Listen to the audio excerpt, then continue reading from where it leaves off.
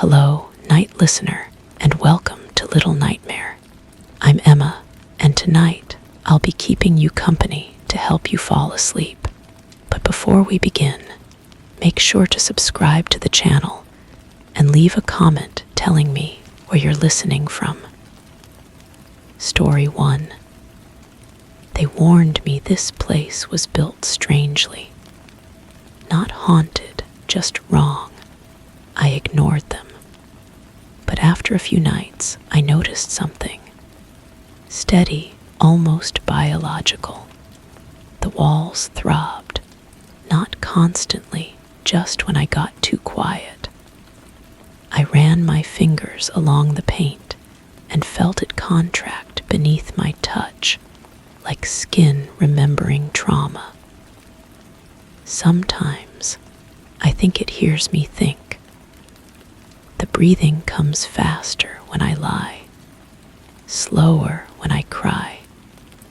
I haven't spoken aloud in days. I think it prefers that. The first week felt ordinary enough. I unpacked my belongings, arranged furniture against walls that seemed solid, permanent. The apartment came furnished with heavy curtains that blocked most natural light, casting everything in amber shadows. I found myself touching the walls more than I should have, running my palm along the textured surface. The paint felt warm, slightly damp, as if the building itself was perspiring. My neighbor downstairs played music that vibrated through the floorboards.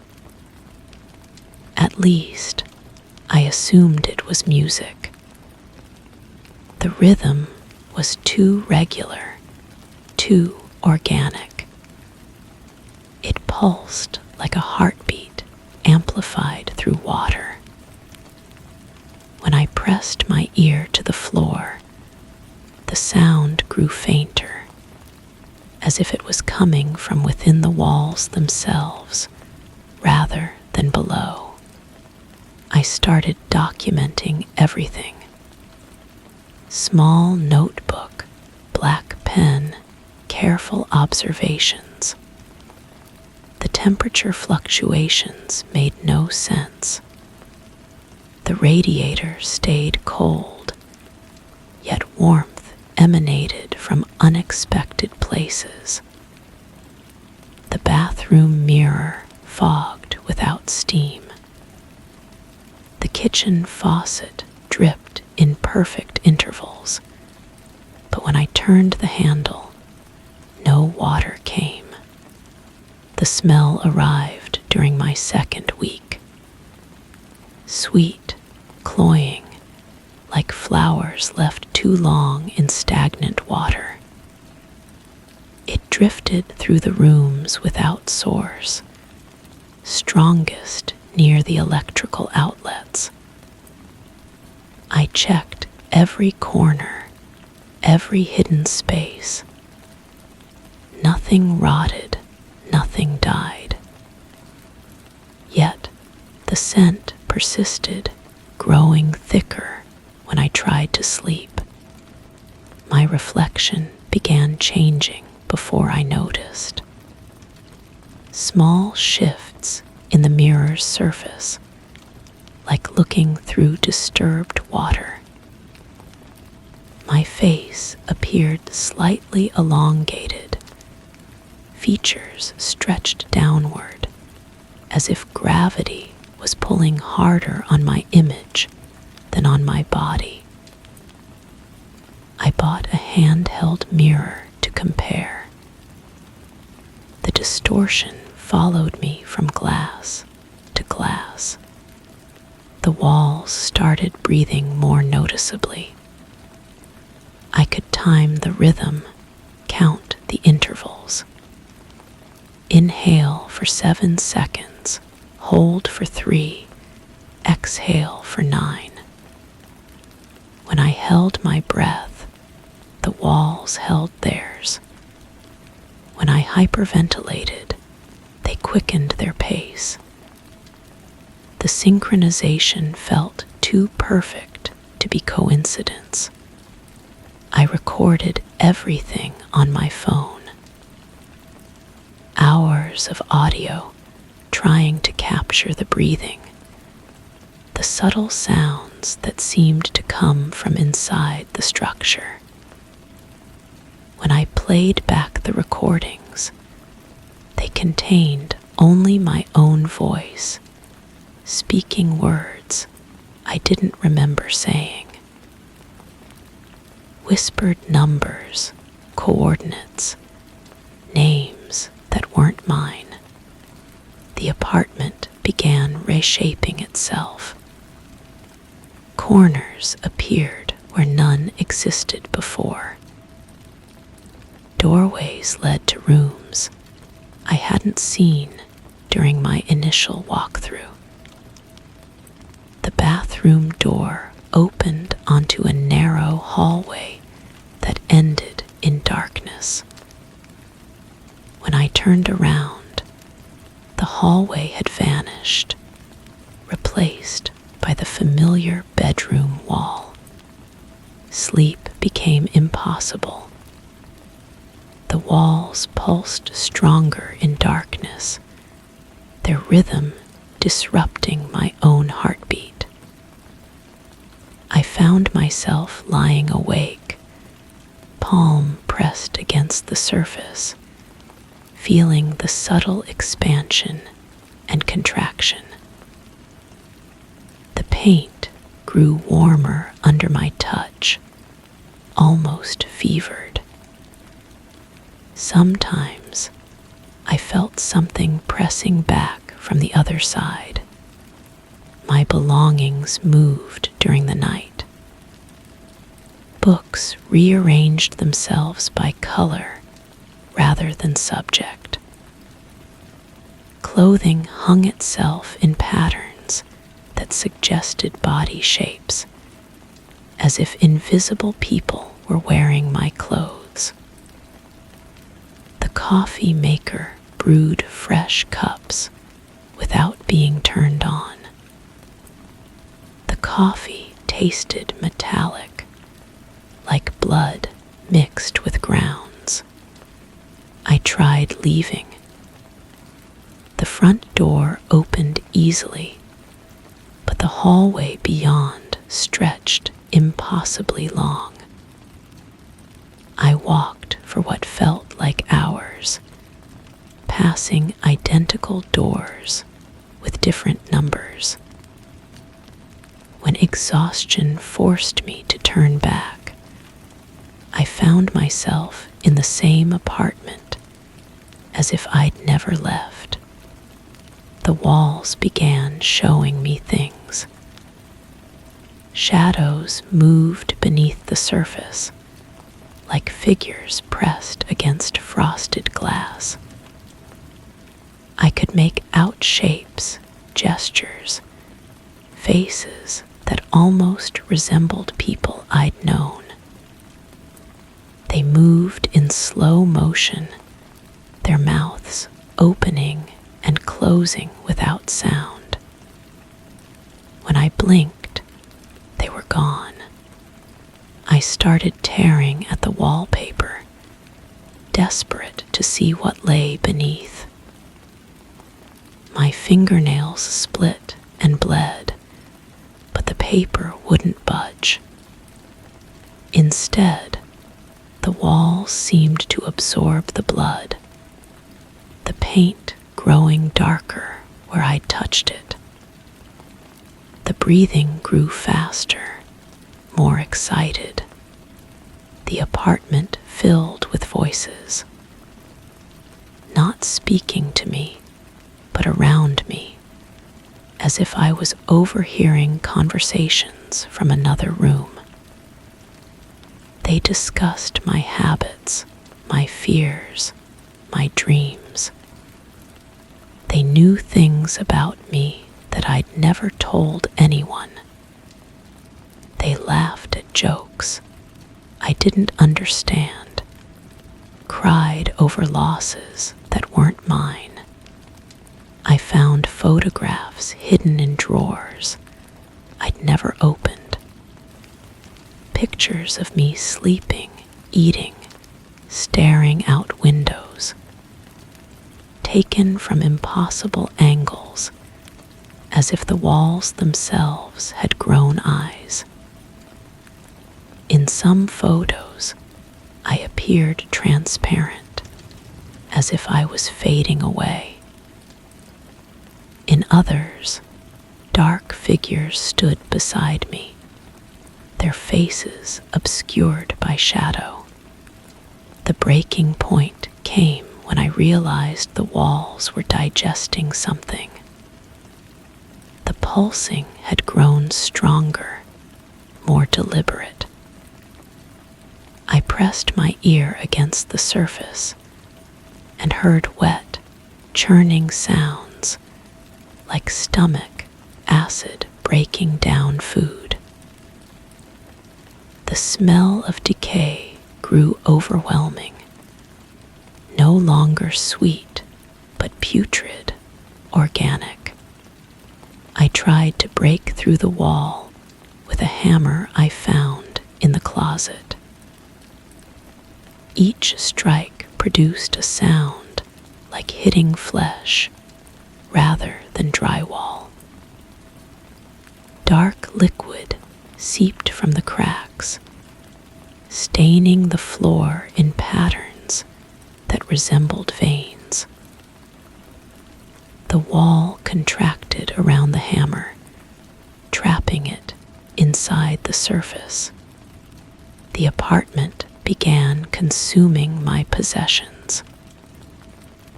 Books disappeared into the walls, their pages visible through the paint like pressed flowers. My clothes merged with the wallpaper, becoming part of the pattern.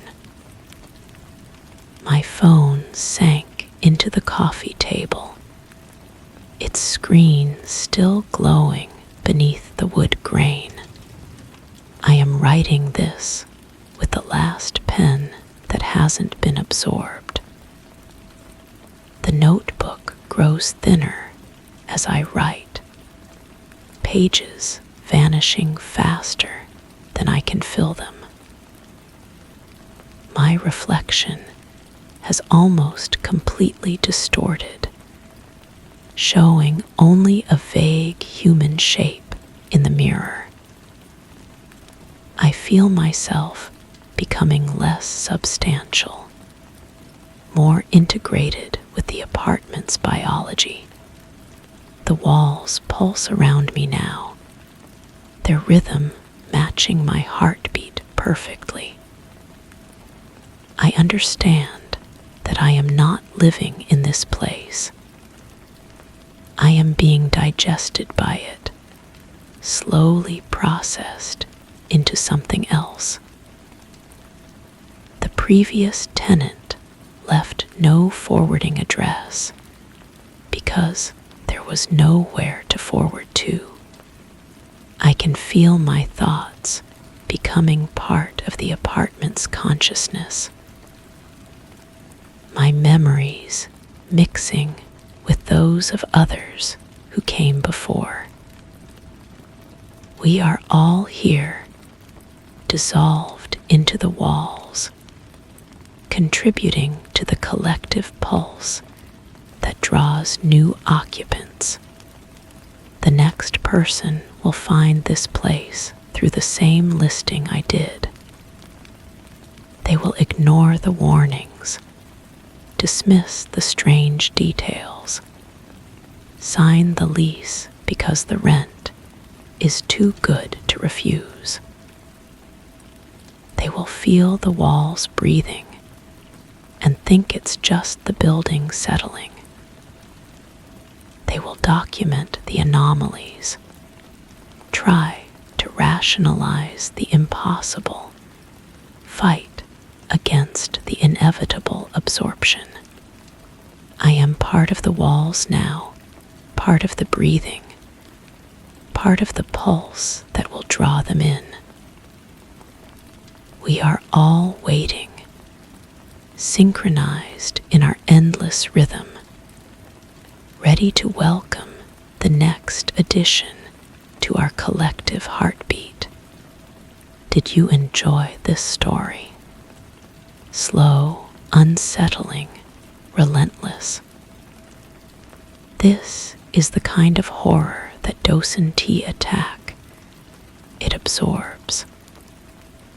The idea of an apartment that breathes, that digests, that learns who you are better than you do is chilling. And you, would you have signed that lease? Or walked away the moment the walls started to pulse? Let me know in the comments. Now, let us move on to the next story. Story 2. It started with coughing. Dry, shallow, coated in something that felt like powdered bone. I vacuumed every corner, wiped every shelf, but the dust kept coming, fine, white, and dense, as if it had intent. It clung to the inside of my mouth like language trying to form. One morning, I woke up mid-sentence. I don't know what I was saying, but my throat was raw. Something in this house is trying to speak through me. And every night, I understand it a little more. The dust appeared in places it shouldn't. Inside sealed cabinets, between the pages of books I'd never opened. On the bathroom mirror, forming patterns that looked almost like letters before I'd wipe them away. Each morning brought fresh accumulations, as if the house itself was shedding skin during the dark hours. I bought new air filters, industrial grade, the kind used in laboratories. Within days, they were clogged solid with that same chalky residue. When I held the filter up to the light, the dust seemed to move, shifting and reorganizing itself like living tissue. The smell was wrong too, not the musty scent of ordinary household dust, but something metallic and organic, like dried saliva mixed with copper pennies. The coughing fits grew worse. They'd strike without warning, doubling me over until I spat white powder into my palms. Sometimes I'd find myself standing in rooms I didn't remember entering, my mouth full of grit, my throat working around words that weren't mine. The syllables felt ancient, weighted with meaning I couldn't grasp, but somehow recognized. I started keeping a journal. Each entry documented the dust's movements, its patterns, the way it seemed to respond to my presence. When I wrote, particles would drift down onto the pages, smudging the ink before it could dry. The handwriting in those smudged sections looked different, more angular, more deliberate, as if someone else was guiding my pen through the contaminated words. The house began to feel smaller. Walls that had seemed solid now pulsed with a barely perceptible rhythm. When I pressed my palm against the paint, I could feel vibrations traveling through the structure, like a heartbeat amplified through bone. The dust would rise from the floorboards wherever I stepped, creating small clouds that followed me from room to room. Electronics started malfunctioning. The radio would tune itself to static-filled frequencies where whispers bled through between bursts of white noise. My phone's screen would fog over with condensation that formed those same letter-like patterns. When I'd clear the moisture away, the device would be scorching hot, as if it had been running programs I'd never installed. Sleep became impossible. Each night, I'd wake choking on accumulations of dust that had settled in my throat while I slept. The taste was becoming familiar, not unpleasant anymore, but necessary. Like a medication I'd grown dependent on. I'd find myself sitting up in bed, speaking words I didn't recognize, my voice rough and layered with harmonics that didn't belong to my vocal cords. The mirror in my bedroom began reflecting things that weren't there. Shadows that moved independently of my body. Shapes that lingered in the glass even after I'd left the room. The dust would collect on the reflective surface in deliberate arrangements, forming symbols that hurt to look at directly. When I'd try to photograph them, the images would come out blank, as if the camera refused to record what it witnessed. I stopped cleaning. The vacuum cleaner's motor had burned out after the third filter change, and every cloth I used to wipe surfaces would disintegrate within hours, leaving behind threads that looked suspiciously like the dust itself. The accumulation accelerated. What had been a thin coating became drifts that shifted and moved when I wasn't looking directly at them. The worst part was the recognition. Each morning, I'd wake with new knowledge lodged in my brain like splinters. Information about the house, about the people who'd lived here before me, about things that had happened in rooms I'd thought were empty. The dust was memory made tangible, and I was breathing in decades of experiences that weren't mine. One night, I woke to find my throat completely blocked. I couldn't breathe, couldn't swallow, couldn't make any sound except a dry rattling that echoed through the walls.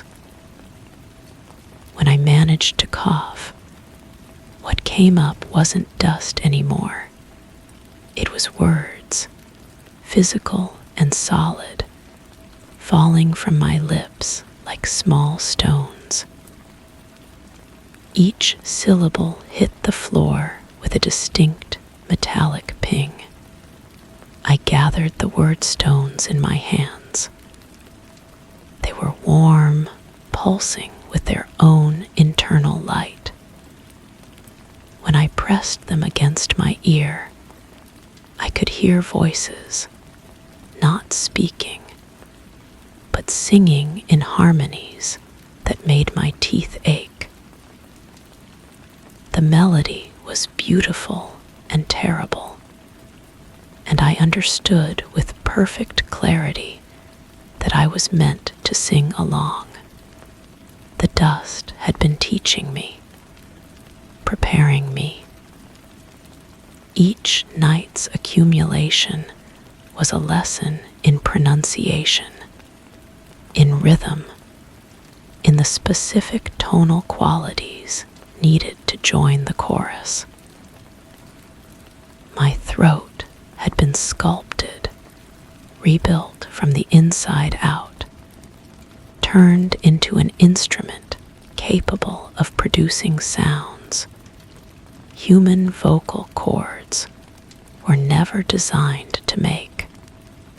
I opened my mouth and began to sing. The house responded immediately, walls vibrating in sympathy, dust rising from every surface to dance in spirals around my body. The mirrors reflected not my face, but the faces of everyone who'd ever lived here, their mouths moving in perfect synchronization with mine. The song has no beginning and no end. It's been playing since the house was built, passed from one resident to the next through dust and dreams, and the gradual reconstruction of throat and tongue. I am its current vessel, but I won't be the last. The dust is already preparing for the next singer, settling into corners and crevices, waiting for fresh lungs to colonize. Sometimes, in the spaces between verses, I try to remember who I was before the singing began. But those memories are fading, replaced by the accumulated experiences of everyone who came before. I am becoming them, and they are becoming me. All of us united in the endless song that pours from my rebuilt throat. The dust knows what it's doing. It's patient, purposeful, and utterly certain of its destination. When I finally understand the song completely, when every word has been learned and every note mastered, I'll know what comes next.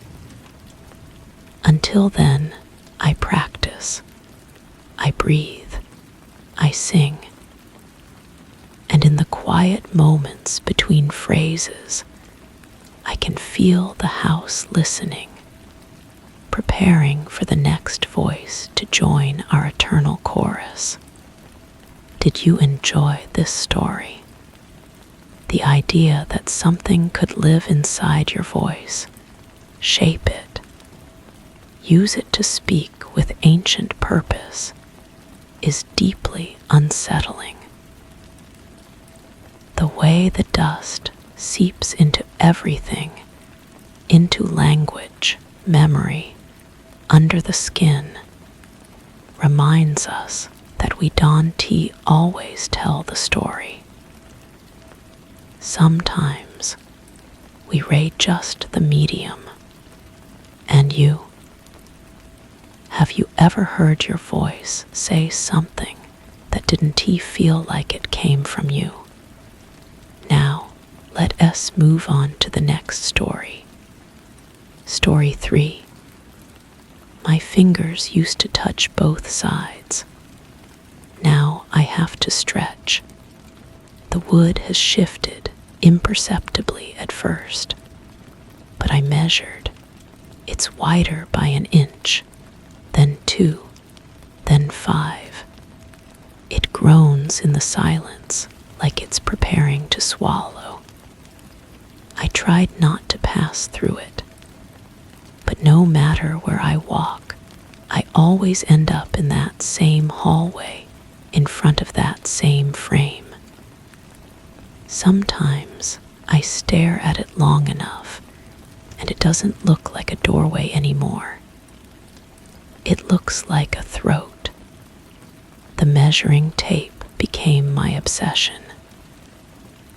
Each morning, I'd press it against the left side of the frame, stretch it across to the right. The numbers climbed steadily, defying logic. I started keeping a journal, documenting every fraction of an inch. The entries filled pages, neat columns of measurements that told an impossible story. The wood itself felt different under my fingertips. What had once been smooth paint now carried a subtle texture, like skin stretched too tight. When I ran my palm along the surface, I could feel a faint pulse beneath, as if something lived within the walls. The temperature fluctuated without warning. Cold spots appeared and disappeared, creating drafts that seemed to breathe. My neighbors never mentioned anything unusual. They walked past the doorway without hesitation, their conversations flowing uninterrupted. But I noticed how their voices became muffled when they passed through, as if the expanding frame absorbed sound.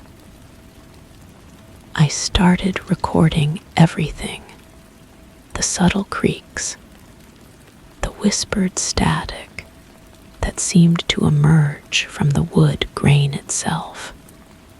The recordings revealed things my ears had missed. When played back, I could hear what sounded like distant voices, speaking in languages I couldn't identify. The words blended together, creating a constant murmur that grew louder with each passing day. I enhanced the audio, isolated frequencies, but the voices remained just beyond comprehension. Sleep became elusive. The doorframe's presence invaded my dreams, expanding not just in width, but in every direction, upward until it scraped the ceiling, downward until it burrowed into the floor. I'd wake with the taste of sawdust in my mouth and wood splinters embedded under my fingernails, though I couldn't remember touching anything. The hallway began to change too.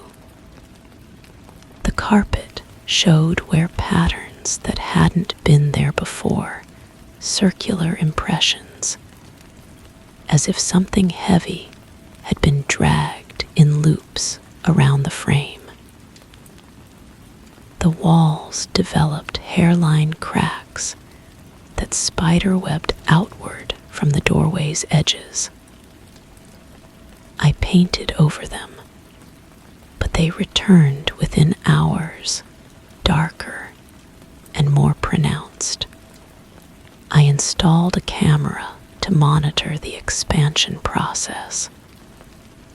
The footage showed nothing during daylight hours, but at night, the frame seemed to shimmer, its edges becoming fluid.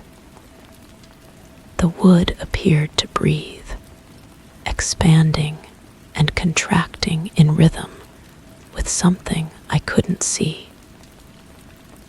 On the recordings, my own figure appeared occasionally, walking through the frame repeatedly, though I had no memory of these nocturnal journeys. The smell arrived gradually, not unpleasant, but foreign. It reminded me of rain on hot concrete mixed with something organic, something that had been growing in darkness for too long. The scent grew stronger as the doorframe widened, seeping into my clothes, my hair, my skin. I scrubbed myself raw, but the odor lingered. Other residents began avoiding the hallway. They'd take longer routes, muttering excuses about construction or maintenance. But there was no construction, no maintenance, just the relentless expansion of something that shouldn't exist. I tried barricading the doorway with furniture, but each morning the obstacles had been moved aside, arranged in perfect rows along the walls. The frame continued its growth, now wide enough for 3 people to pass through comfortably. The wood had darkened, taking on an almost organic quality that seemed to shift when I wasn't looking directly at it. The journal entries became increasingly erratic. My handwriting changed, becoming more angular, more desperate. I wrote about conversations I'd had with voices that emerged from the frame, though I couldn't remember speaking to anyone. The pages filled with diagrams, architectural impossibilities that showed the doorway connecting to spaces that couldn't exist. One night, I woke to find myself standing in the hallway, my hand pressed against the frame's surface. The wood was warm, almost feverish, and I could feel movement beneath my palm. The doorway had expanded to nearly fill the entire wall, its edges now touching the ceiling and floor. Through its opening, I could see not the room beyond, but a corridor that stretched into darkness, lined with identical door frames, each one slightly larger than the last. I tried to step back, but my feet wouldn't move. The frame pulsed around me, its edges rippling like water. I could hear my own voice echoing from somewhere deep within the passage, calling out measurements, documenting an expansion that had no end. When I finally broke free, I found myself in my bed, covered in sawdust and paint chips. The door frame had returned to its original size, but the measuring tape beside my pillow read numbers that made no sense, dimensions that suggested the frame had been expanding not outward, but inward into spaces that existed only in the dark. I moved out the next morning, but the measurements continue. my new home, I found another doorway, its frame just beginning to show the first signs of growth.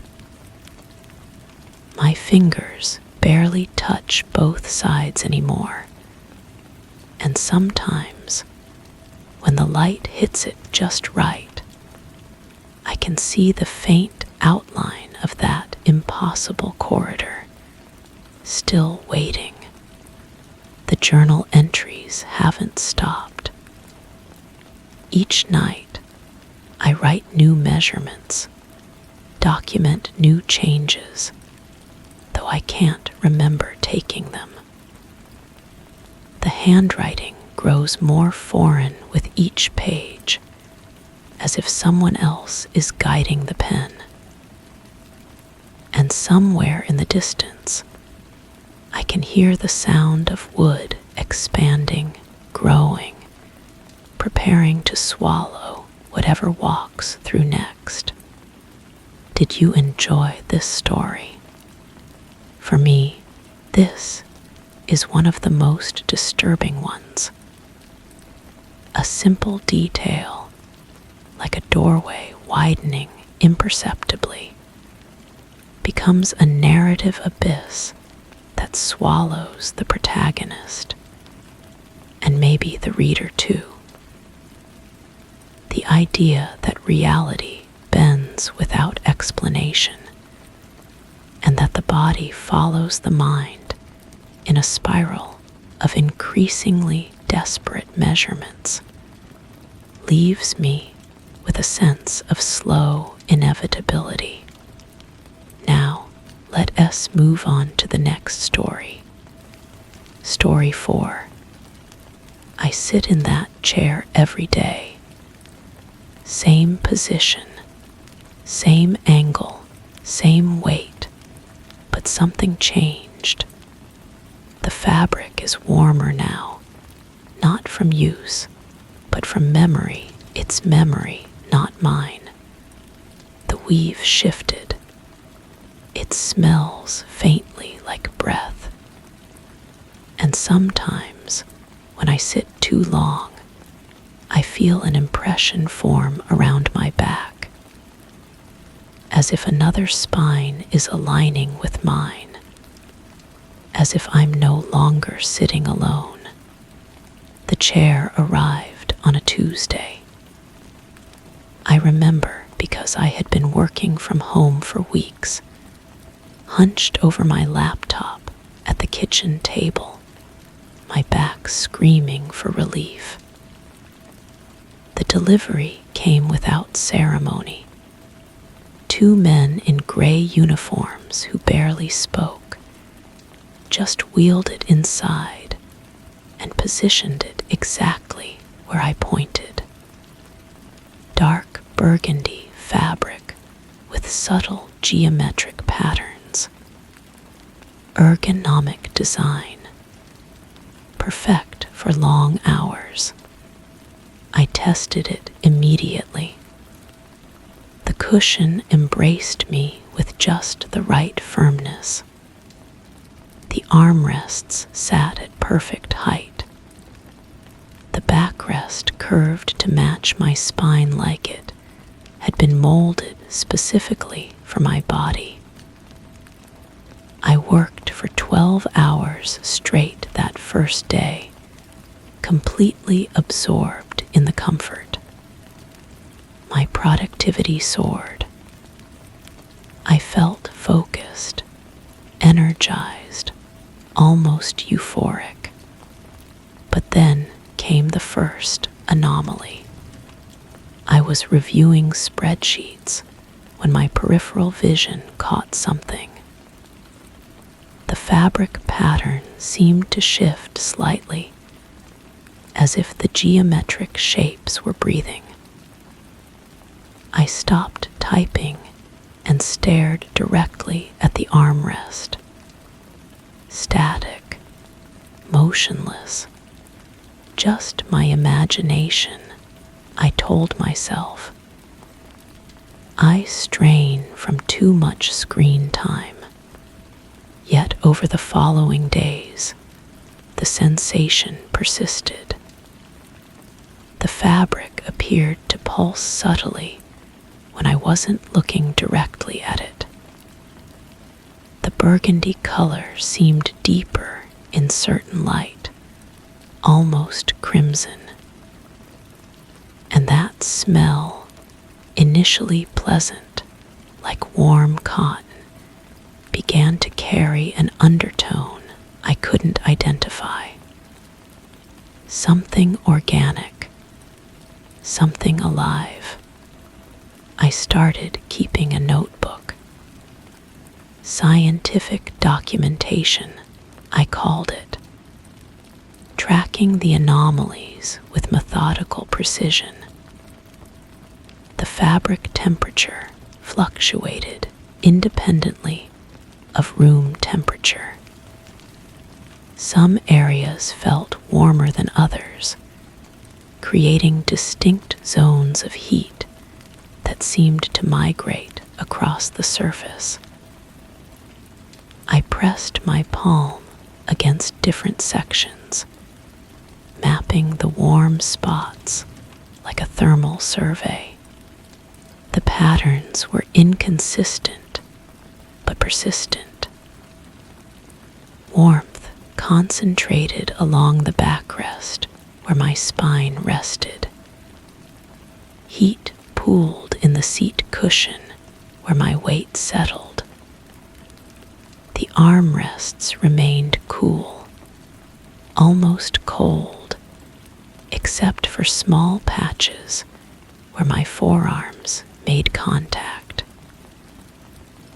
As if the chair was learning my body, memorizing my form, I began recording audio during my work sessions.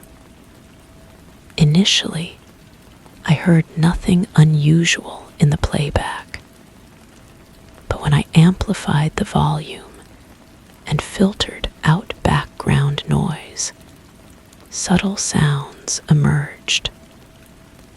Soft creaking that didn't match my movements. Faint rustling when I sat completely still. And underneath it all, something that sounded disturbingly like breathing. The breathing had rhythm. Slow, deep inhales followed by longer exhales. It synchronized with my own breathing pattern, creating an echo effect that made me question which sound was mine. I held my breath during recordings, but the breathing continued. Steady, calm, patient. I photographed the chair from every angle, documenting the fabric's appearance over time. The geometric patterns were shifting, not dramatically, but consistently. Lines that had been straight developed subtle curves. Angles that had been sharp became rounded. The overall pattern remained recognizable, but the details were evolving, transforming into something more organic. The fabric's texture changed too. What had been smooth and uniform now had variations. Some areas felt softer, almost downy. Others had developed a slight roughness, like skin.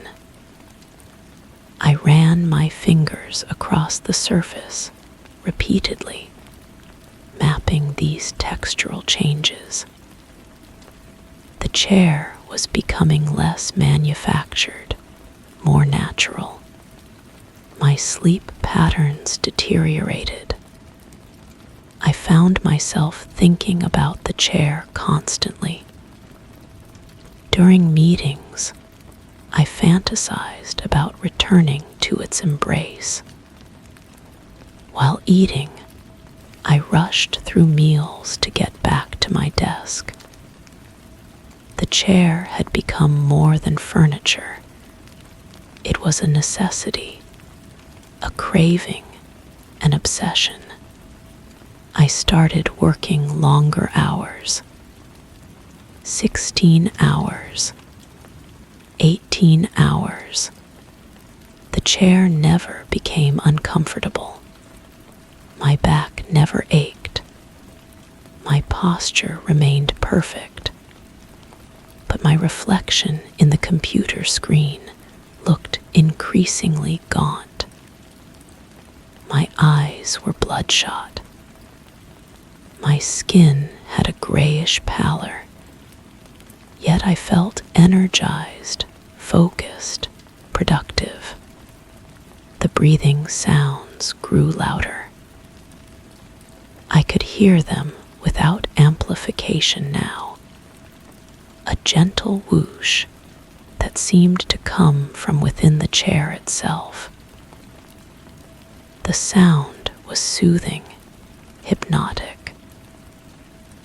I began synchronizing my breathing with the chair's rhythm, falling into a meditative state that enhanced my concentration. But the synchronization went deeper than breathing. I noticed my heartbeat aligning with subtle vibrations in the chair's frame. My body temperature matched the fabric's warmth. Even my blinking seemed to synchronize with something. A faint pulsing in the chair's padding that I felt rather than saw. I measured the chair's dimensions obsessively. The height remained constant, but the width seemed to be increasing. Millimeters at first, then centimeters. The seat was expanding, accommodating my body more completely. The backrest was growing taller, extending further up my spine. The armrests were widening, embracing me more fully. Or perhaps I was shrinking. The measurements were confusing, contradictory. My tape measure gave different readings each time, as if reality itself was becoming unreliable. I questioned my perception, my sanity, my grip on objective truth. The chair's influence extended beyond work hours. I found myself sitting in it during meals, balancing plates on my lap. I slept in it some nights, too exhausted to move to the bedroom. The chair supported me perfectly, conforming to my body's needs regardless of position. It was becoming my entire living space, my world, my reality. I tried to leave. One morning, I forced myself to work from the kitchen table again. But the wooden chair felt foreign, hostile. My back seized with pain. My concentration shattered. My productivity plummeted. After 2 hours, I surrendered and returned to the burgundy chair's embrace. The relief was immediate and overwhelming. The chair welcomed me back with increased warmth, deeper comfort, stronger support. I felt forgiven, accepted, loved. The fabric seemed to pulse with satisfaction, as if it had been waiting patiently for my return. I dreamed of roots. Thin, organic tendrils growing from the chair's base, extending into the floor, the walls, the foundation of the building. The chair was planting itself, establishing permanence, claiming territory. In the dream, I was part of the root system, connected to the chair's network, feeding it with my presence while it nourished me with its comfort. I woke still sitting in the chair. My neck wasn't stiff. My back didn't ache. I felt perfectly rested, as if I had slept in the most comfortable bed imaginable. But when I tried to stand, resistance met me. Not physical restraint, but something deeper. A reluctance that seemed to emanate from my bones, my muscles, my very essence. I managed to stand, but the separation felt wrong, incomplete, like tearing apart two magnets that belonged together.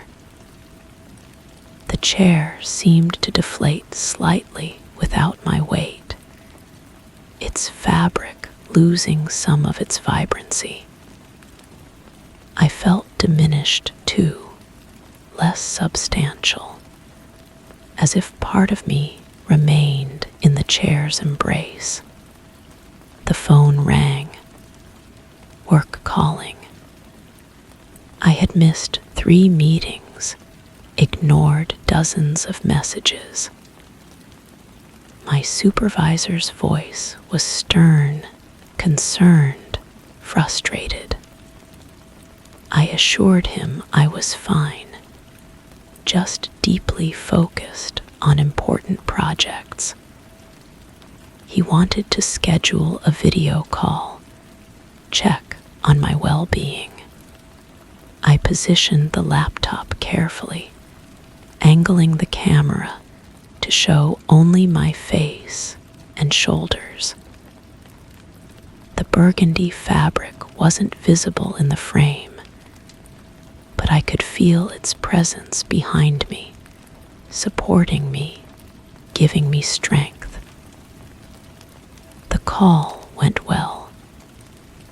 I was articulate, professional, convincing. My supervisor seemed satisfied with my explanations, but after hanging up, I noticed something disturbing. My reflection in the black screen showed me sitting in the chair, but the chair's reflection was different. The geometric patterns were moving, writhing, alive. The fabric appeared to breathe independently of my movements. And there, visible in the reflection, but not in reality, were shapes within the chair's structure. Organic forms that looked disturbingly like limbs, torsos, faces.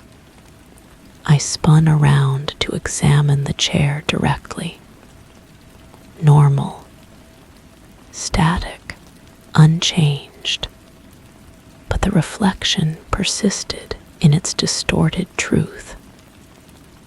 The chair was not what it appeared to be.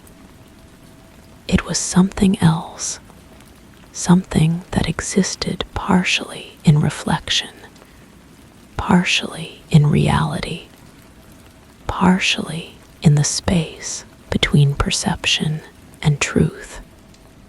I began avoiding reflective surfaces. Mirrors, windows, screens, all showed the same disturbing image.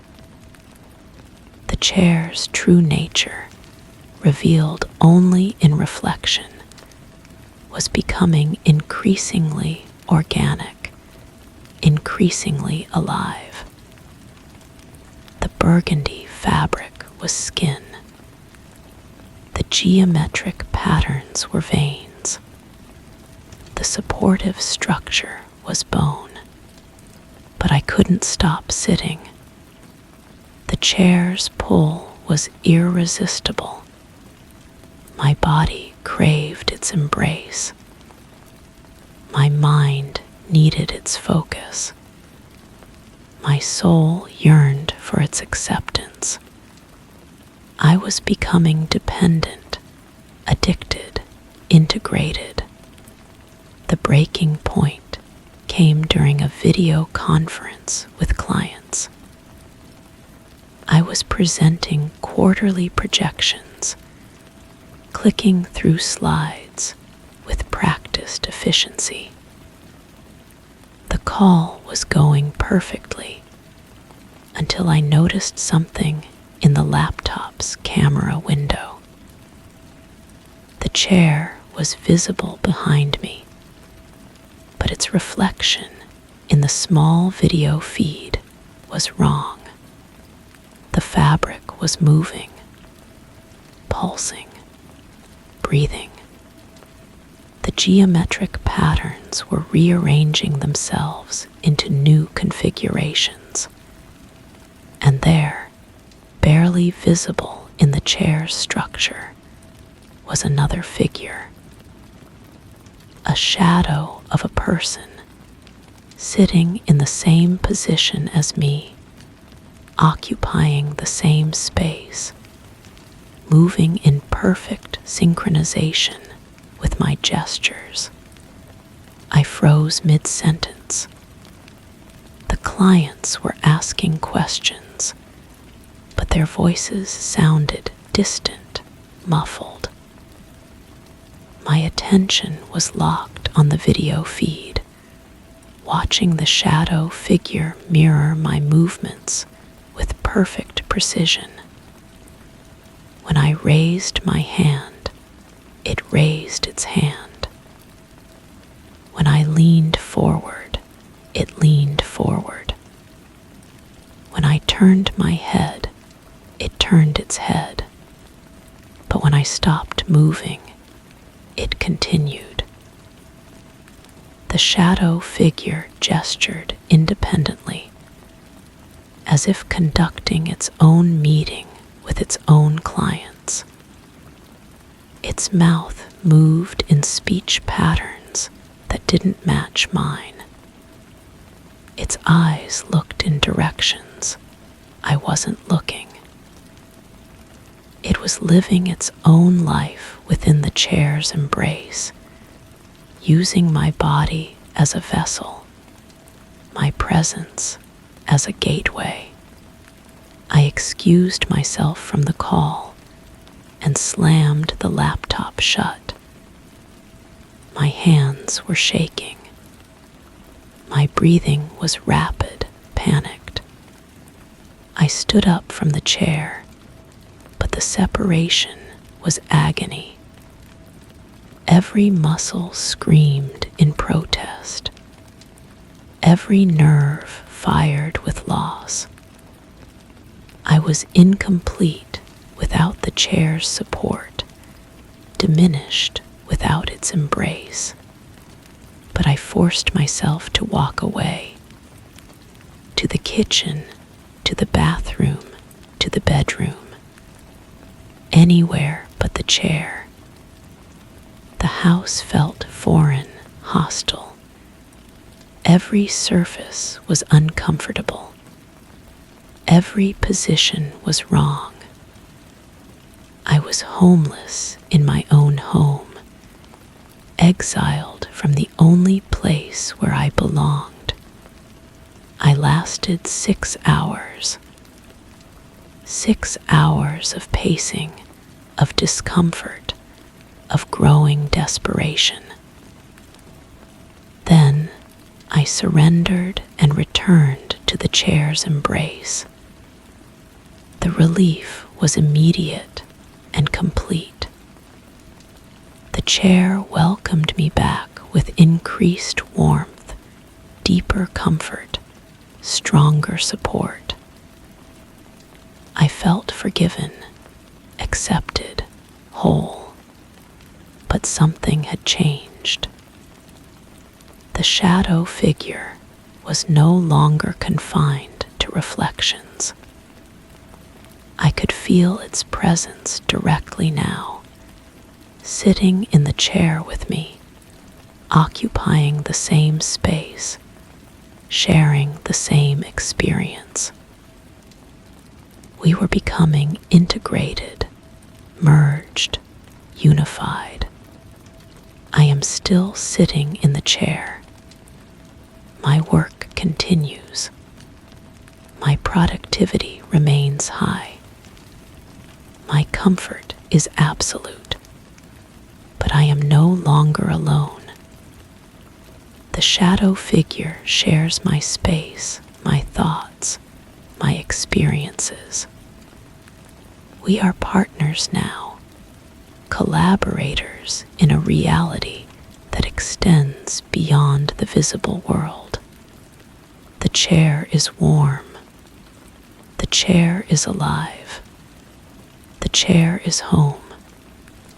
And I am exactly where I belong, exactly who I am meant to be, exactly what I am becoming. The fabric remembers everything, and now so do I. Did you enjoy this story? What struck me most was the slow, quiet progression of change. An ordinary object, a simple daily gesture, gradually becoming the core of an eerie symbiosis. The idea that a chair could remember, adapt, retain, and ultimately absorb turns the concept of comfort into captivity. Maybe that what makes this story so disturbing. There's no resistance, only acceptance. Now, let us move on to the next story. Story 5. I first noticed it while brushing my teeth, a small crack near the corner curving slightly. The next day, it was longer, different shape. I thought it was water damage, but when I stared at it for too long, it moved just slightly.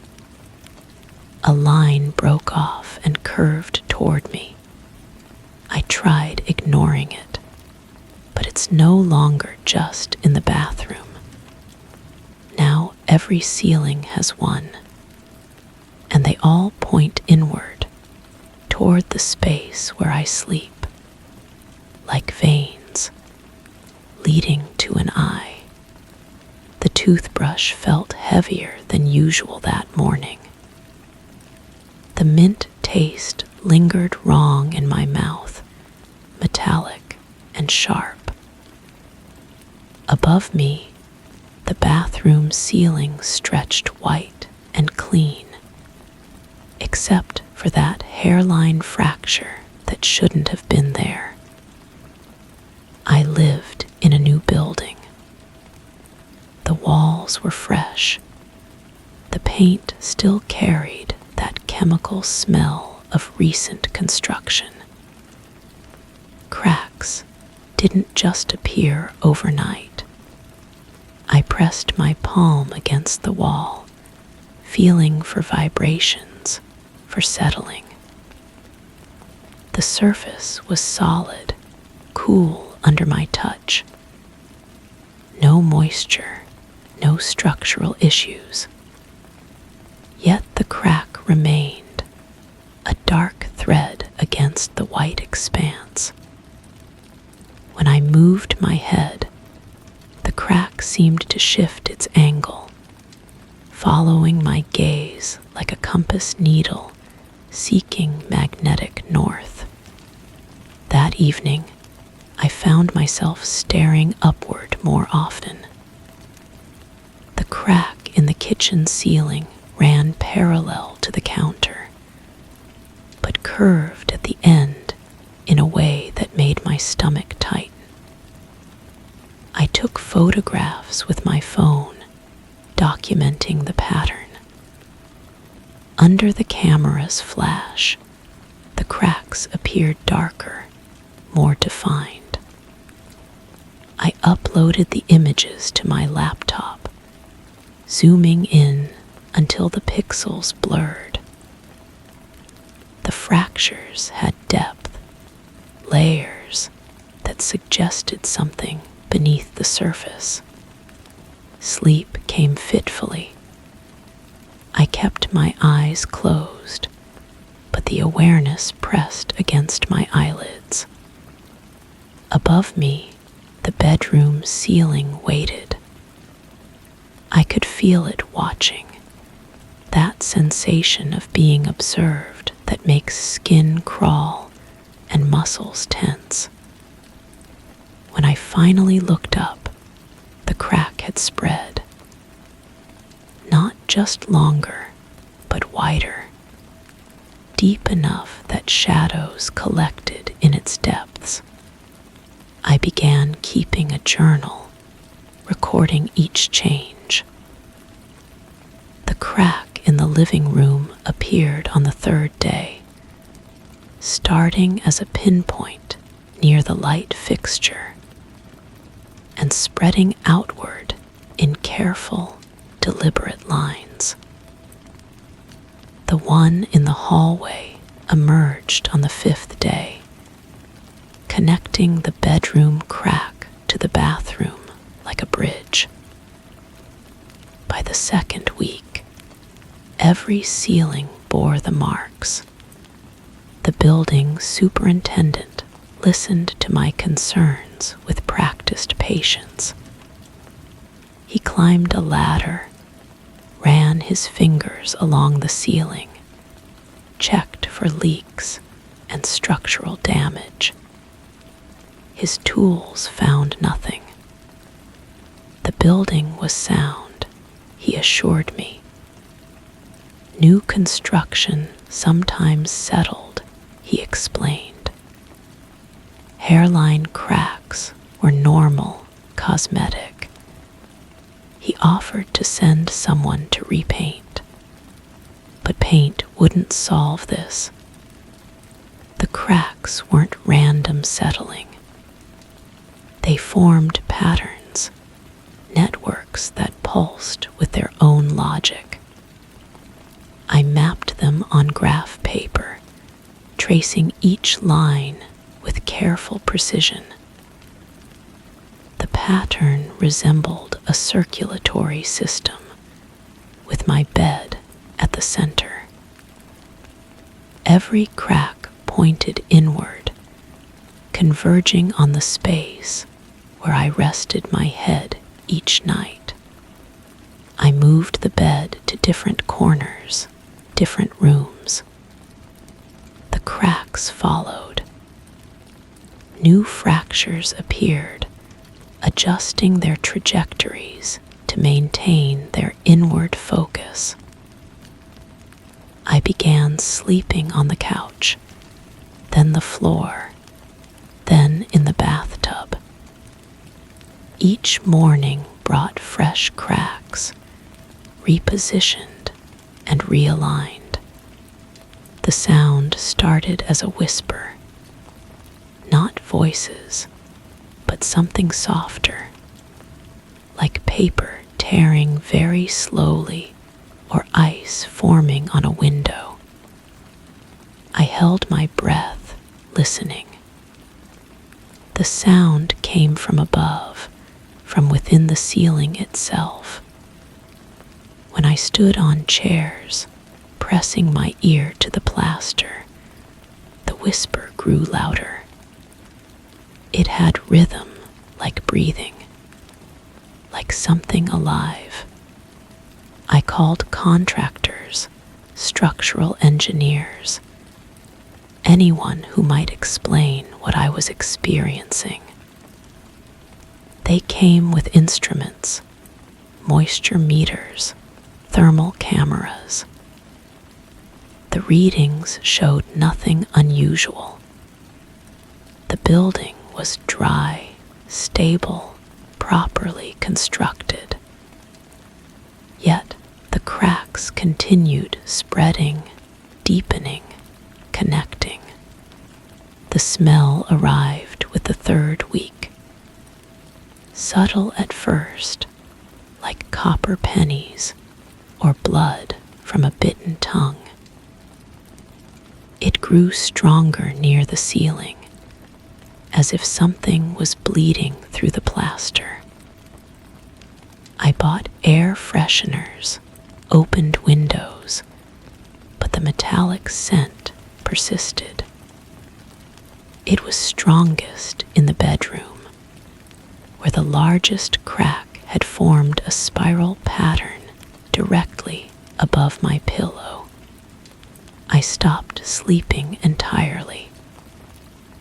Coffee became my primary sustenance, keeping me alert enough to document the changes. The cracks now moved visibly, not just when I looked away and back, but in real time. Slow, deliberate extensions that responded to my movements. When I walked across the room, the nearest crack would shift slightly, maintaining its focus. The breaking point came during a moment of exhaustion.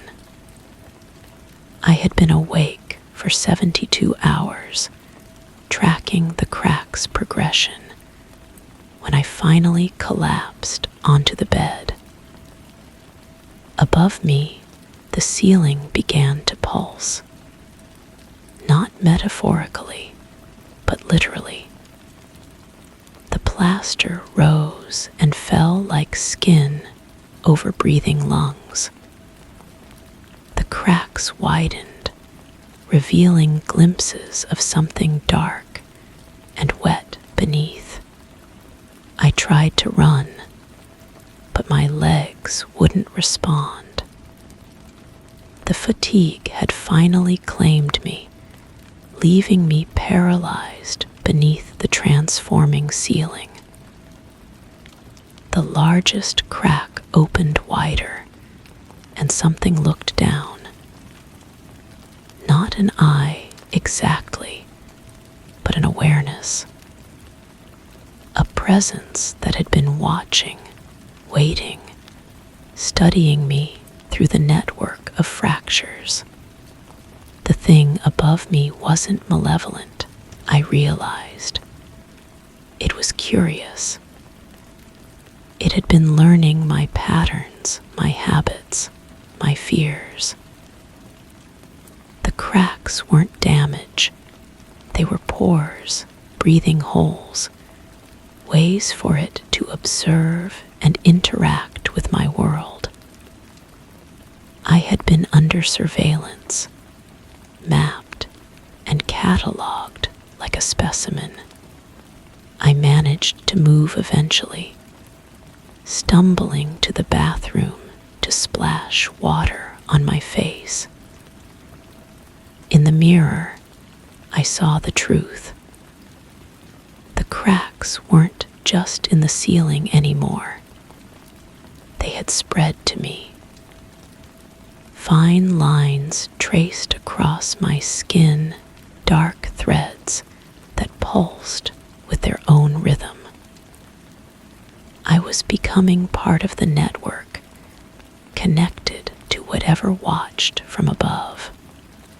The building superintendent found me the next morning, sitting calmly in the center of the living room.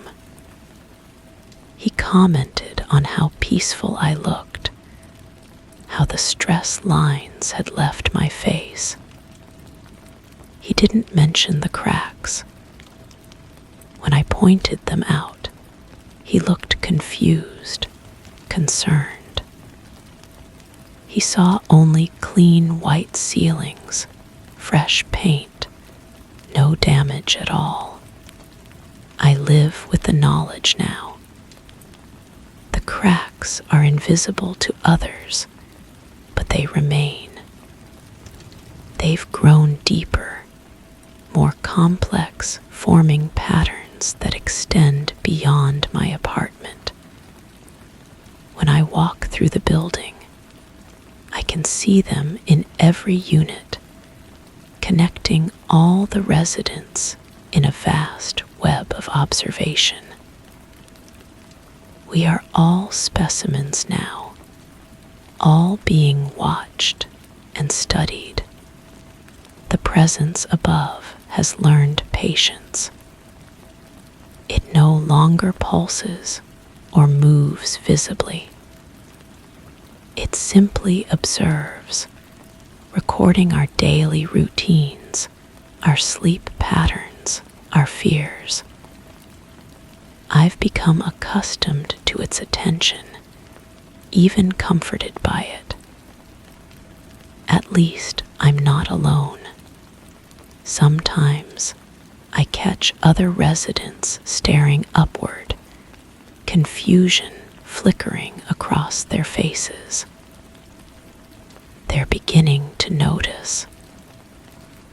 The cracks are spreading to them too, becoming visible one by one. Soon, we'll all be connected in the network, all part of whatever study is being conducted from above. I've stopped trying to understand what it wants. Some questions are too large for human comprehension. I simply live my life, knowing that every movement is observed, every breath recorded. The cracks follow my gaze, and I follow theirs, deeper into a mystery that has no end, only endless observation, and the slow, patient gathering of data about what it means to be human. Did you enjoy this story? What struck me was the idea of something studying us slowly, patiently, through something as mundane as sealing cracks. The feeling of being watched by an invisible presence that docent judge just records in silence is far more unsettling than any visible monster. It is as if the whole building became a microscope and we were just cells beneath the glass. Now, let us move on to the next story. Story 6. I used to sit by that window and watch the trees. Now, all I see is a soft blur, like breath fogging up a lens. But the glass is clean. I scraped it. I even cracked it once. The blur remained. Then one night, I thought I saw movement in the fog. A slow, dragging shadow that mirrored my own posture exactly. I pressed my forehead to the glass. It pressed back. The window doesn't show what's outside anymore. It shows what's waiting just behind me. The blur appeared gradually, like a disease spreading across clear vision. At first, I blamed the weather. Condensation, I told myself. Natural moisture building between the panes. But when I ran my fingers along the glass, searching for gaps or cracks, the surface felt perfectly sealed, smooth, almost warm to the touch, despite the cold seeping through the walls. I spent the next few days documenting everything. The blur's density, its shifting patterns, the way it seemed to pulse with a rhythm I couldn't quite identify. I sketched the shapes I thought I saw within it, crude drawings of forms that resembled nothing I could name.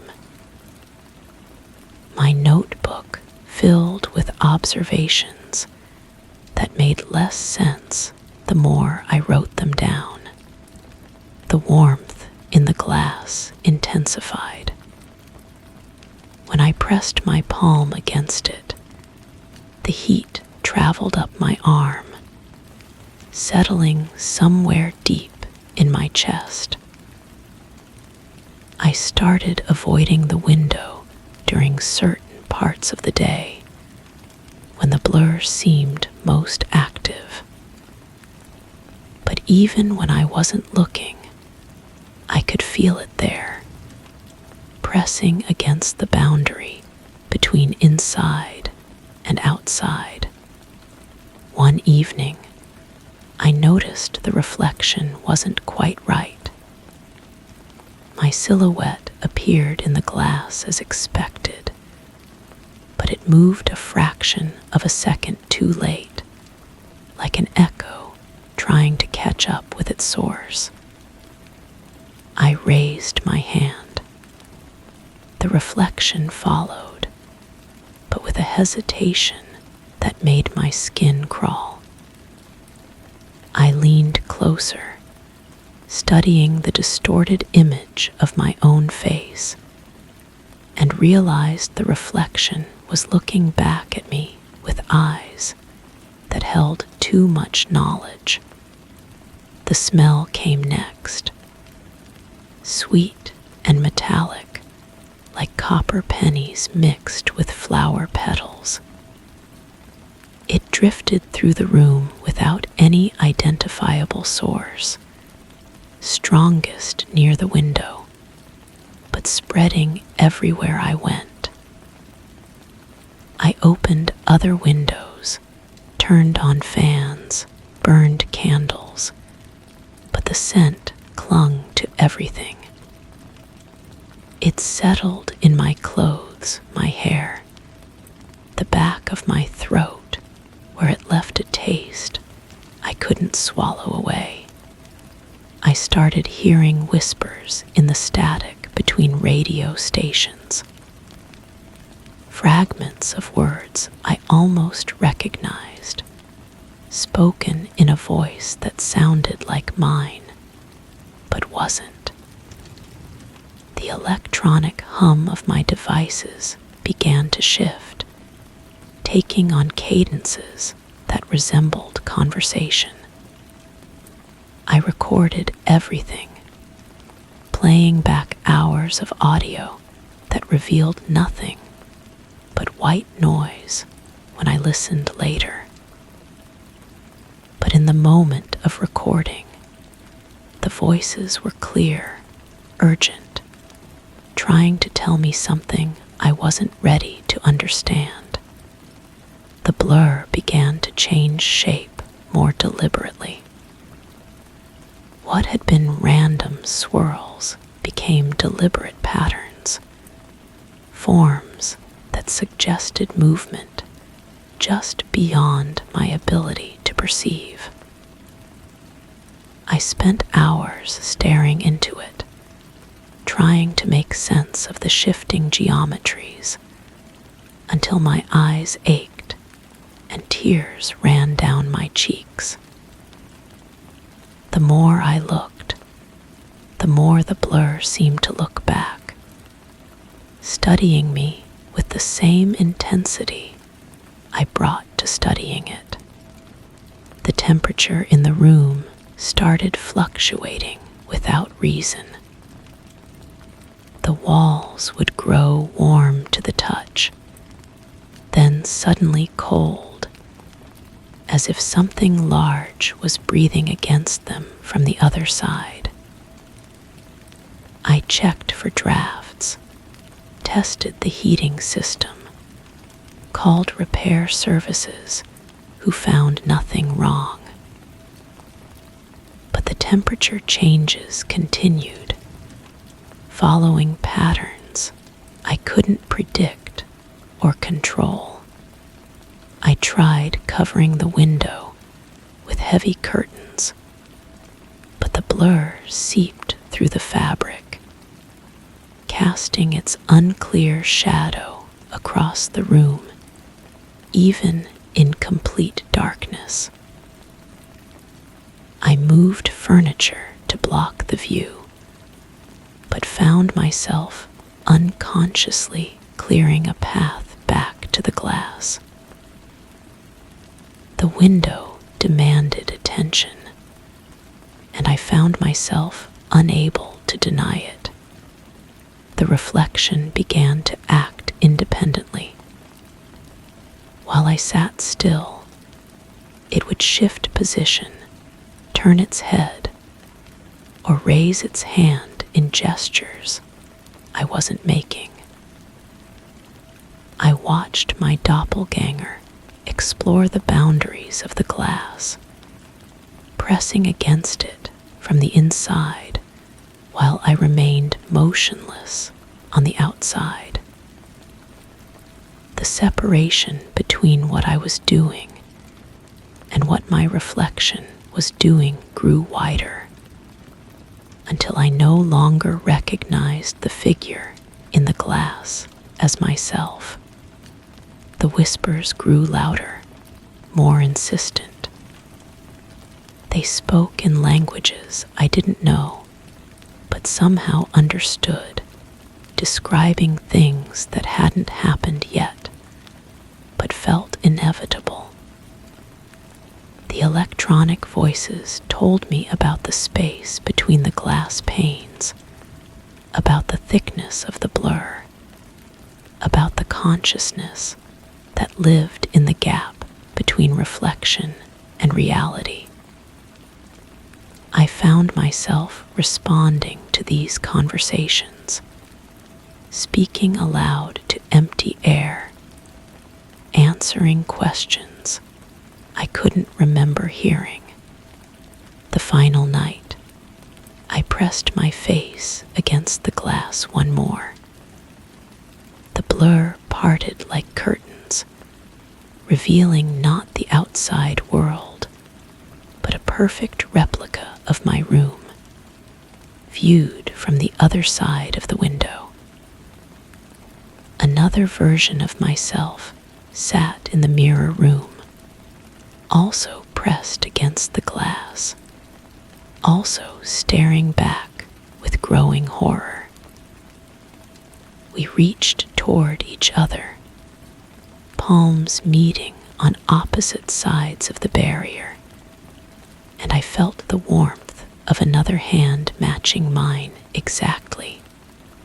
The glass began to soften under our touch, becoming less solid, more permeable. I could feel the other version of myself pushing from the inside, trying to break through, while I pulled from the outside, trying to help. But as the barrier weakened, I realized I couldn't tell which side was real and which was reflection. Which version of myself was trying to escape, and which was trying to prevent it. The window cracked, a single line running between our joined hands. Through that hairline fracture, I could smell the metallic sweetness more strongly than ever, could hear the whispers becoming clearer, could feel the warmth spreading through my entire body. The other version of myself smiled, and I realized I was smiling too, though I couldn't remember deciding to do so. The crack spread wider, and I understood that once it opened completely, there would be no way to determine which side of the glass I truly belonged on. The blur had never been hiding what was outside. It had been hiding what was inside, waiting for the right moment to trade places with what was real. I still sit by that window, but now I'm not sure which room is mine. The blur has cleared, and I can see outside perfectly now. Trees sway in a breeze I can't feel. Birds fly in patterns I can't predict. And somewhere in the distance, another window reflects light I can't identify. But when I look at my reflection in the glass, I see someone else's face looking back, pressing their palm against the barrier from the other side, trying to return to a room that might have never been theirs to begin with. The whispers continue, but now they sound like my own voice, explaining to someone else about the blur, about the warmth, about the space between what's real and what's reflected. And I realize that I am both the one telling the story and the one listening to it, trapped in the glass between two identical rooms, two identical selves, two identical mysteries that can never be solved because they were never meant to be separate in the first place. Did you enjoy this story? I was deeply unsettled by the idea that the boundary between reality and reflection could dissolve until we no longer know who we are or which side of the glass we ray on.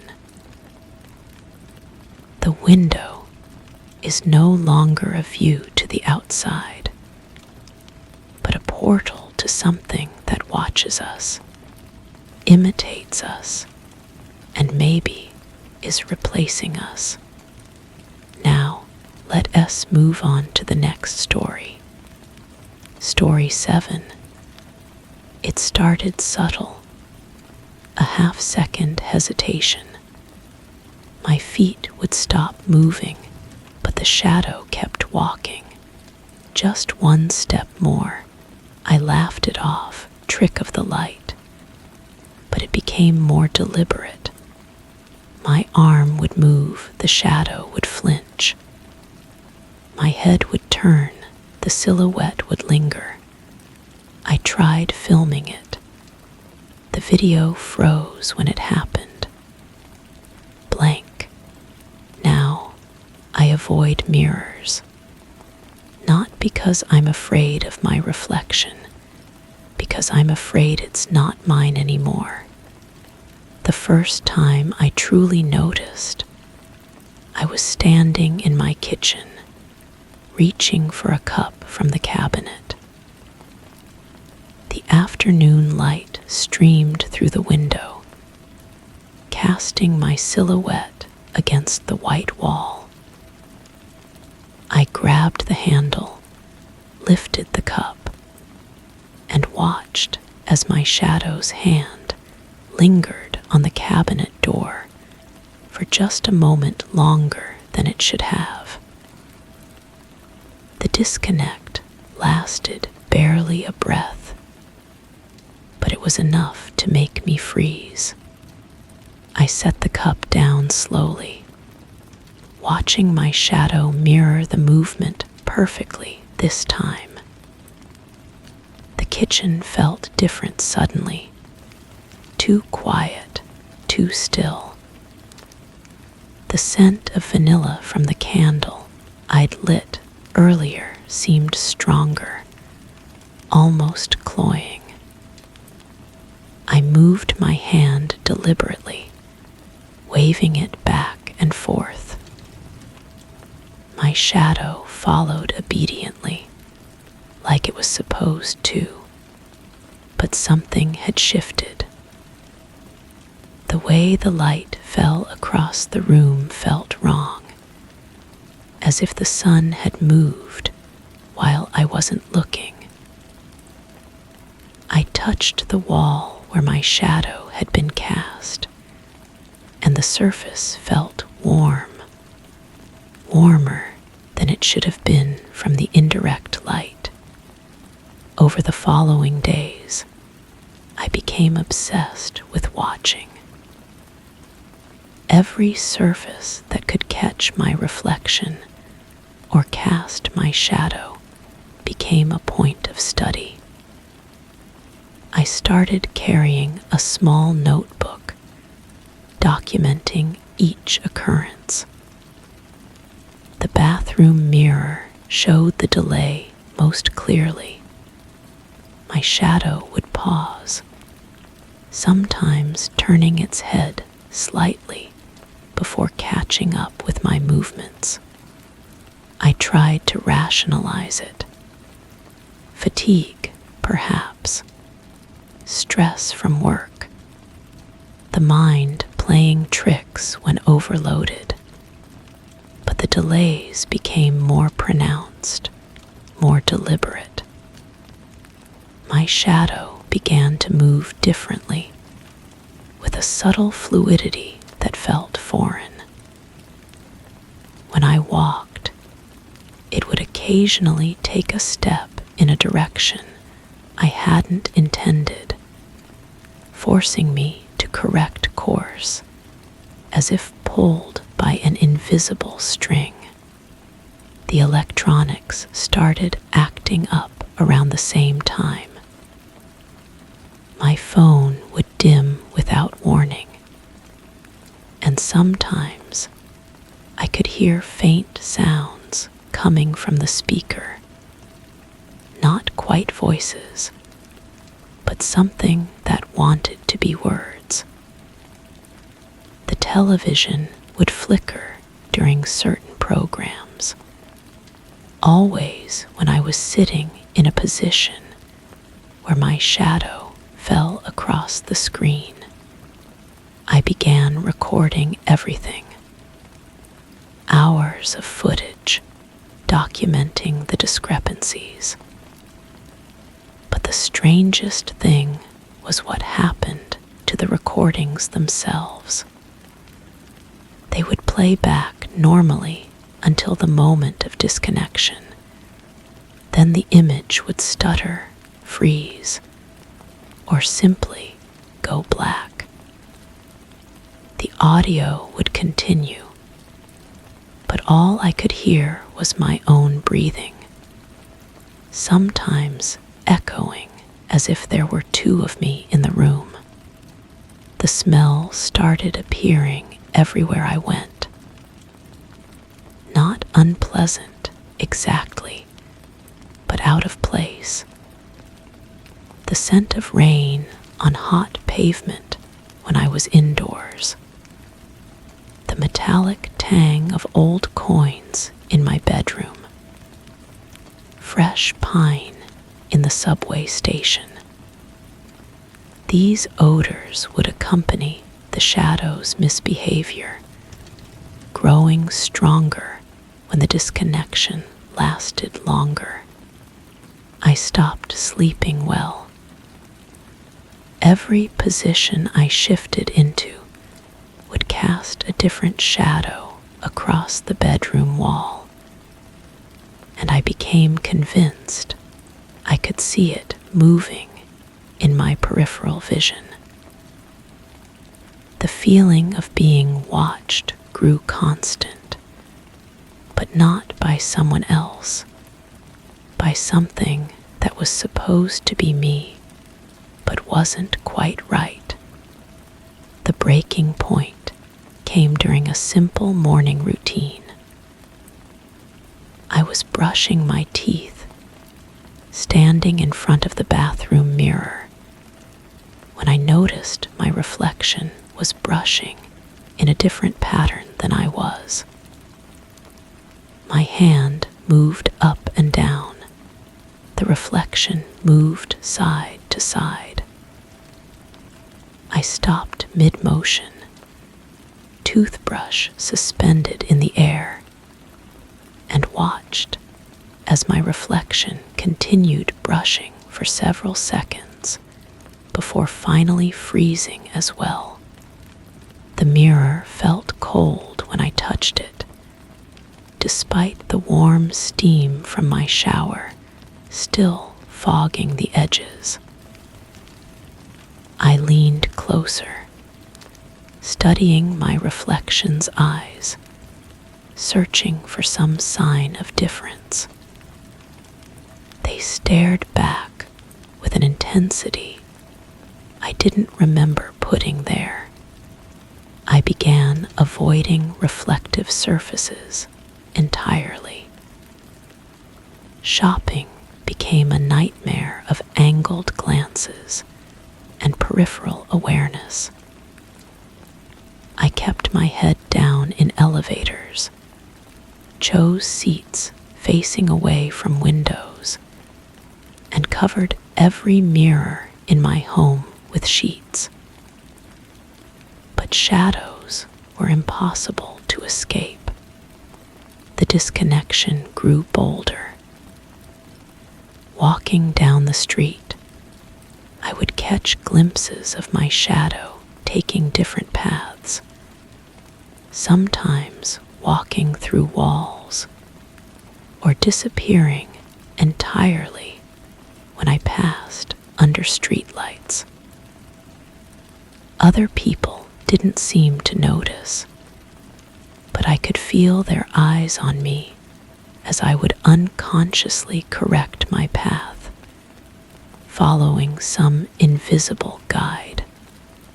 I started leaving lights on constantly, trying to minimize the contrast that created shadows.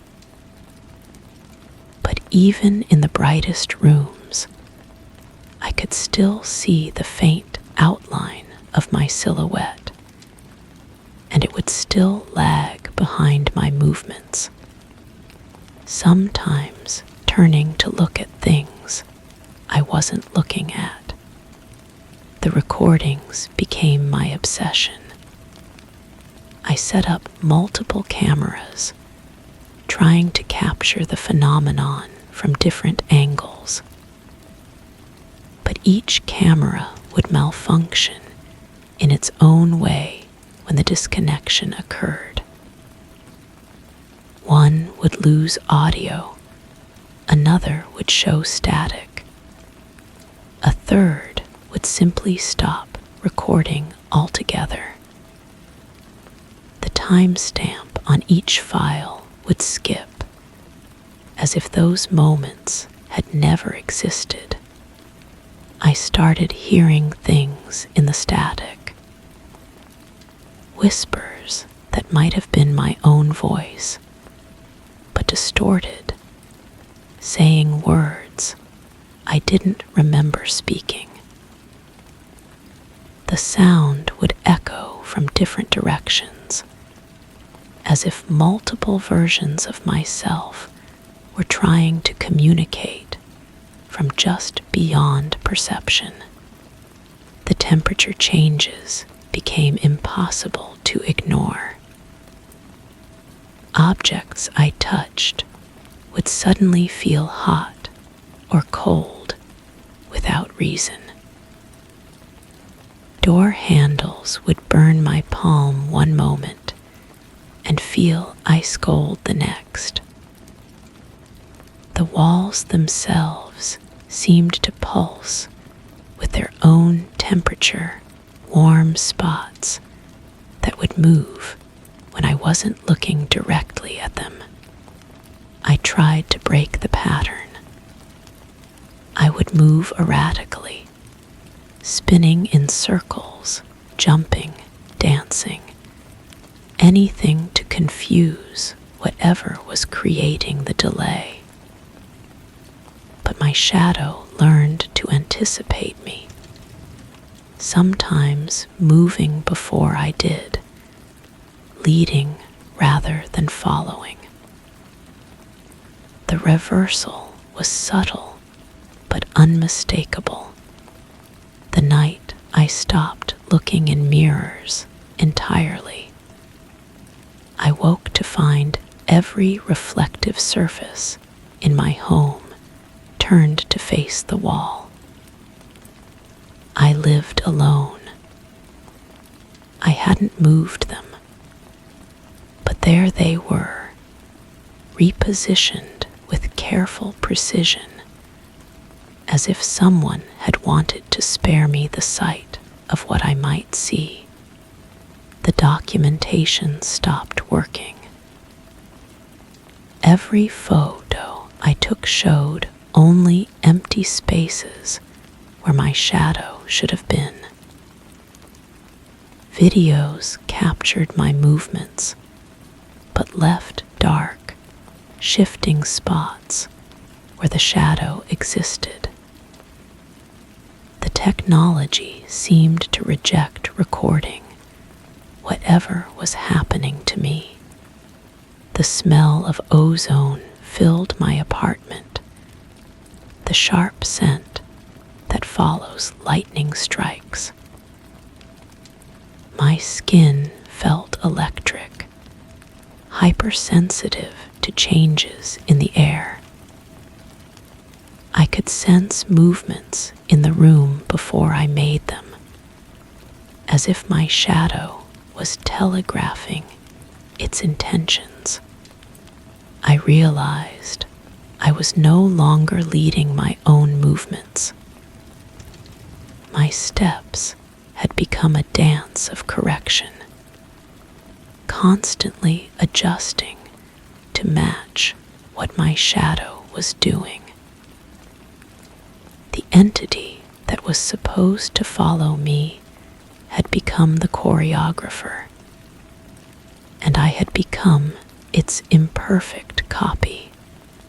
The final confirmation came when I stood perfectly still in the center of my living room, focusing all my attention on not moving.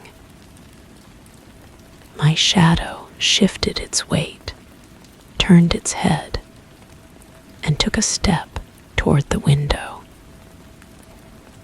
I remained frozen, watching as it moved independently across the wall, walking to places I wasn't going. It paused at the window, the silhouette of its head tilting as if looking out at something I couldn't see.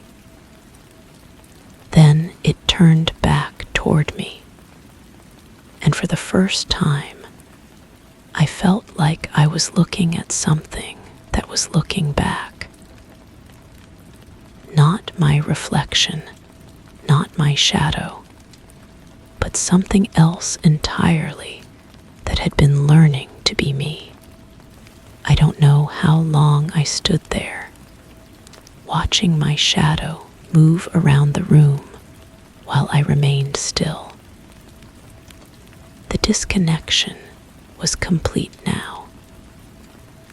Whatever was casting that silhouette had become autonomous, and I was just the object creating the necessary light and form for it to exist. When I finally moved, my shadow was already in position, waiting for me to catch up. The roles had reversed completely. I was following now, and something else was leading. The question that haunts me isn't what took over my shadow. It's what happens when it decides it doesn't need me anymore.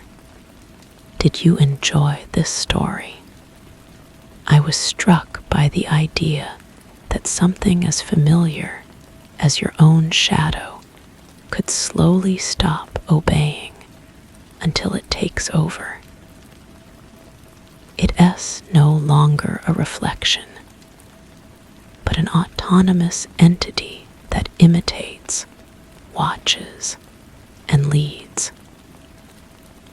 When what is supposed to follow begins to guide you, you are no longer safe, even from yourself. Now, let us move on to the next story. Story 8.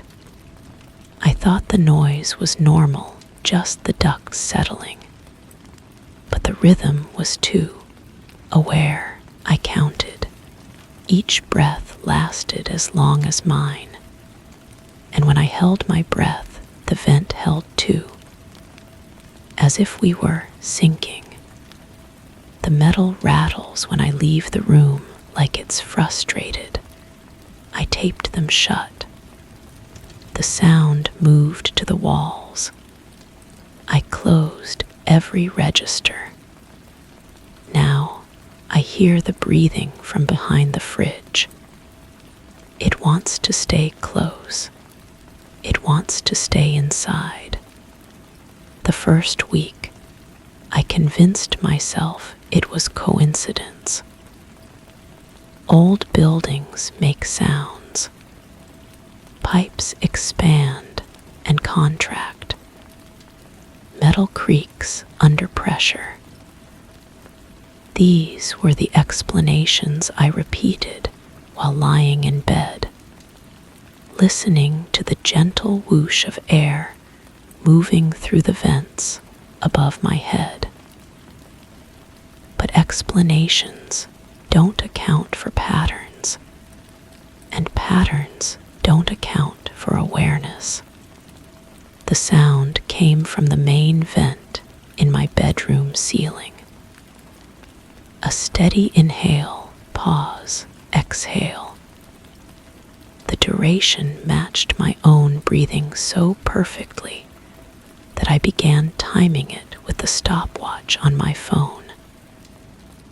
7 seconds in, 3 seconds hold, 5 seconds out. When I breathed faster, the vent quickened. When I slowed my breathing during meditation, the metal ducts seemed to relax, their rhythm becoming deeper, more measured. I started keeping a notebook. Day 3. Breathing synchronized for 47 minutes during afternoon nap. Day 5. Noticed the exhale carries a faint sweetness, like vanilla mixed with something organic. Day 7. The vent stuttered when I coughed, as if startled. The sweetness bothered me most. Air conditioning systems don't produce scents. They filter and circulate existing air. Yet, every breath from the vents carried this subtle perfume, growing stronger when I paid attention to it. I checked the filters, clean. I inspected the outdoor unit, functioning normally. I called the building maintenance, who found nothing unusual during their inspection. That night, I held my breath for as long as possible. The vent fell silent immediately. Not gradually, not with the delayed response of a mechanical system, but instantly, as if something had been caught holding its breath too. When I finally gasped for air, the vent resumed with what sounded almost like relief. I began testing it deliberately. Short breaths, long breaths, irregular patterns. The vent matched every variation. When I breathed through my mouth, the sound grew slightly raspier. When I breathed through my nose, it became softer, more refined. The synchronization was perfect, unsettling in its precision. During the second week, I noticed the breathing continued even when I left the room. But the pattern changed. Instead of the steady rhythm that matched my presence, it became agitated. Shorter, more frequent breaths. The metal would rattle softly, as if something inside was shifting restlessly. When I returned,